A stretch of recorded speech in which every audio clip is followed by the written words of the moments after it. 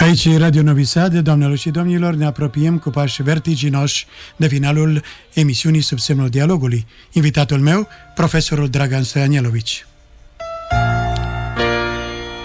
Debutul scriitoricesc al unui grup de tineri intelectuali, printre care se găsește și invitatul meu, profesorul Dragan Stoianielovici, reprezentant al românilor timoceni. Primăvara asta, înaintea Paștelor, am avut un eveniment, un dogace frumos, la Rânovăț, satul al nostru lângă Petruț, în sala școalii Iovan Șerbanovici, am avut o promoție. Este vorba despre carte cu cântecele pentru copii, scrisă în limba noastră românească. Cartea o cheamă Prăvalea Căluțului. Fiecare cântec din cartea asta e scrisă în alfabetul al sârbiesc-latin, scris în grai și în limba literară românească.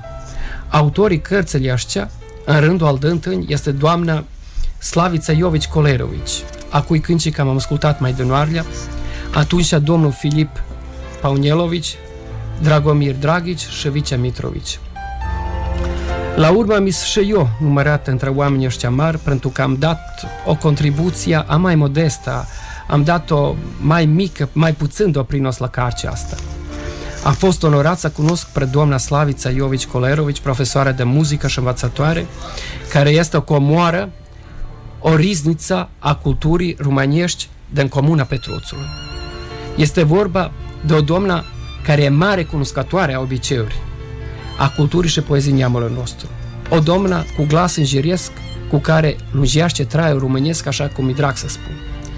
Școala în cui frunce doamna Vesna Schubert, o foarte capabilă, foarte sposobnă și ambițioasă directoare, e tare frumos rostită, pentru e vorba despre o școală în centrul Belgradului, ori aici în centrul la Novi Sad. Doamna Vesna Schubert a făcut o organizație perfectă și pentru aia ne-a trecut promoția cărți tare frumos și plăcut. Trebuie promenit aici un om cu inima și sufletul bun. Vicea Mitrovici, românul al nostru, care e deputat poslanic cantonal în Elveția. Un rar bun om în vremea asta grea și rea, care a susținut și a dat banii de să se tepărească cartea asta. Cu atât e mai mult lucrul ăsta și mai mare lucrul ăsta, că e vorba despre cartea întâia pentru copii, care e apărută și scoasă la lumina lumii în limba noastră mândră.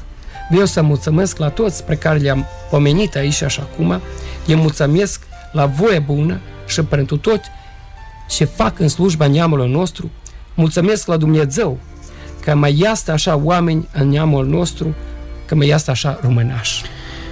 Să ascultăm cel puțin o poezie. Aici un cântecel mic, o cheamă cu lauta de înapoi. Prăvalea Căluțului, văzui fata guțului, cu șimpoane, cu zdrâmboane, cu lauta de înapoi, acuș vine până la noi. Mai un cântec. Preunge pas coili, mania, mania, mania. Preunge pas coili, pre câmpul cu florile. Preunge pas porșii, pre câmpul cu soși. Mania, mania, mania.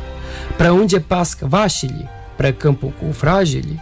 Preunge pas junșii, pre câmpul cu nușii. Mania, mania, mania. Preunge pas cai, pre câmpul cu scai. Preunge pas mânză, pre câmpul cu spânză. Mania, mania, mania.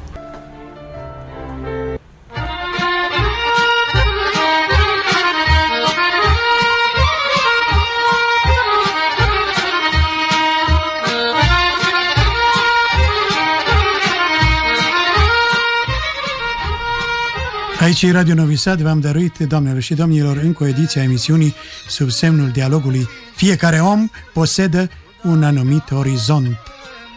În regia de emisie, Feher Zoltan.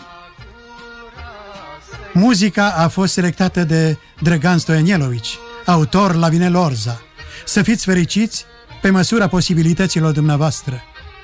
Toate bune și frumoase!